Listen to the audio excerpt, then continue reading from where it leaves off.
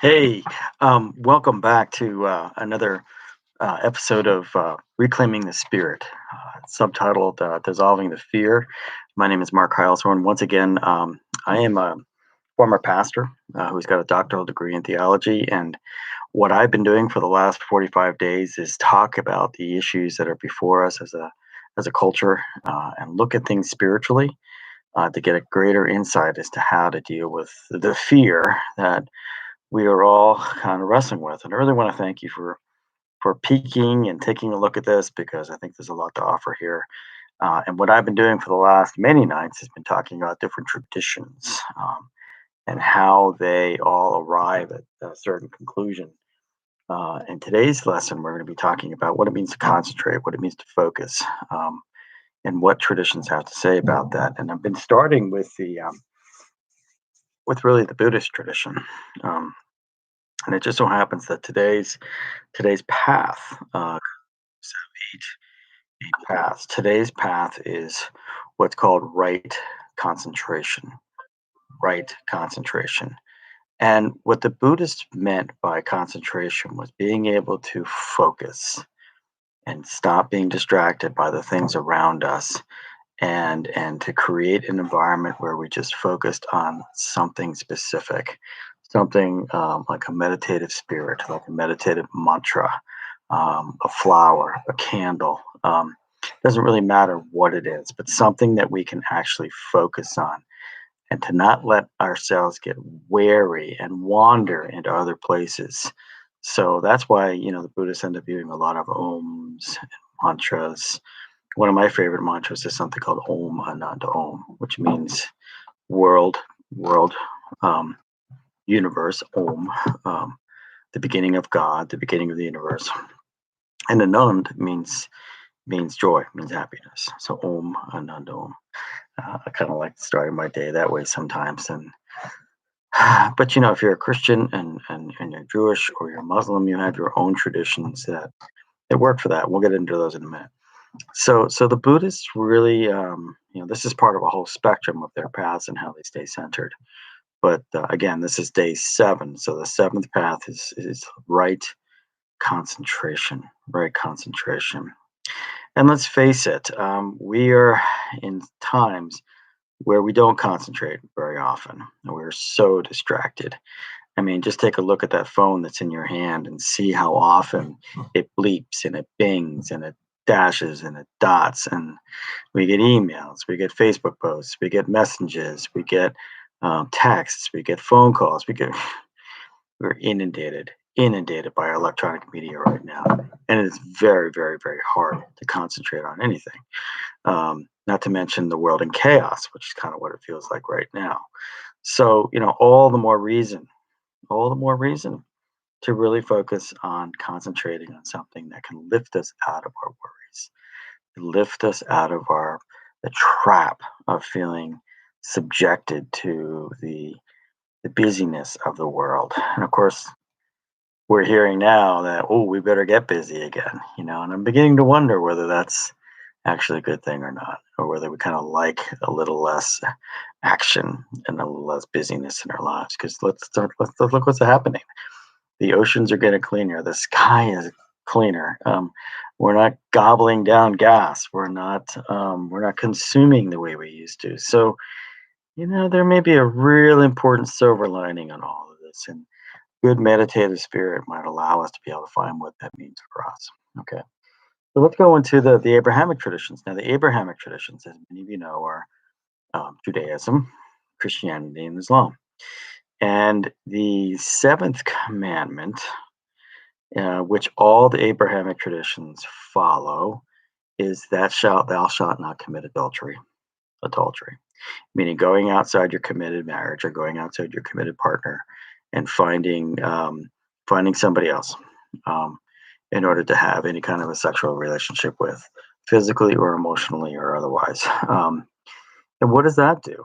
The commandments were set forth to do two things. One, to set our eyes on God, which is what the first core commandments are all about, and to stay close to a godly perspective. But then the next 6 have to do with how we treat one another, how we value one another, how we protect one another, how we create boundaries around what's right and what's wrong. Um, so, adultery is we live in a culture that's surrounded by pornography and sex. Let's just face it, it's out there. And why? Because there's a demand for it, right? There's a demand for it. There's a demand for voyeurism. There's a demand for wanting something you can't have. There is a demand for what I would call a cheap thrill. And at the same time, what do we destroy in the process?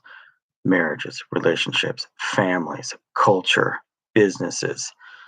I mean, you name it. An adulterous affair can be devastating for everybody around us, but also including ourselves, because we're really not paying attention to the wounds or the needs or the panic within ourselves, and the desire to be needed by something other than ourselves, right? So these three Abrahamic traditions spend a lot of time looking at that stuff and saying, okay, what do I really need? How, I need God. Is what I need, not anybody else. So there's that, and then the American Indians had this great seventh commandment as well, and the seventh commandment for them was give constant thanks to the Great Spirit for each new day. The Great Spirit for each new day. What a lovely kind of simple kind of mantra, simple way of life, a simple focus of concentration.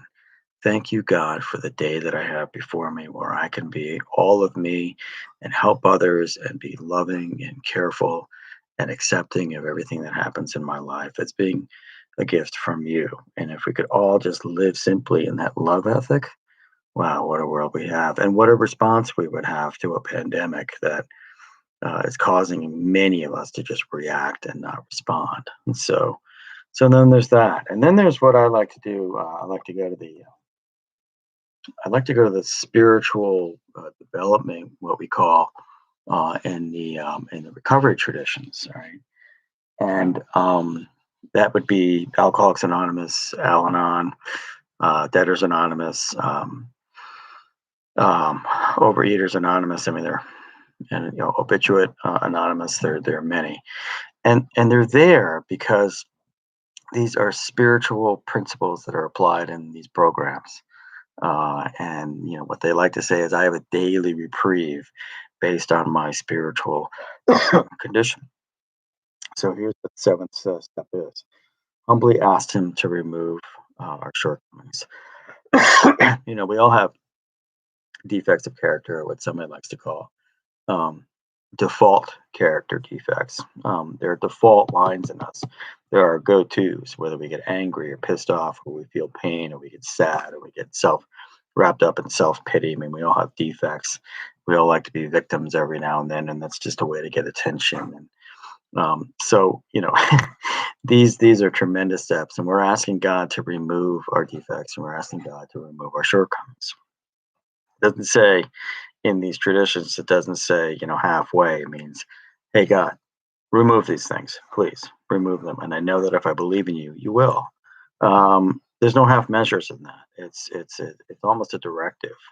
Um, Humbly to be humble and to ask, please remove these things that have painted me in character shortcomings for most of my life, if not all of my life, and help me be a better person. So when you take all of these traditions, all these spiritual actions, whether they come from the Eastern traditions, the Western traditions, the American Indian traditions, and the recovery traditions, you've got this emphasis on getting God in your life and being spiritual and being godly and recognizing you're not on this earth just for you. You're here to be an agent of spiritual change, a divine spark in the world in which you live, and to care for the people around you. Care for the people around you. So that's kind of what I wanted to say today. These traditions are powerful. They're meaningful. They're instructive, and they give us the chance to really look at ourselves in the mirror and not just point the finger, but look at the three pointing back at us. It's all about, are improving our own situation. And yes, we have a daily reprieve based on our spiritual conditions. So get out there, get out there. My encouragement, and what I would recommend, um, and what I feel is important is to take little bits of all of these things, and I would say let's all take a piece of those. Let's take a piece of concentration. Let's take a piece of not being adulterous in our thoughts. Let's take a piece of thanking God in our lives, and let's take a piece of recognizing what our shortcomings are and asking God to remove them. What a beautiful thing that we can do.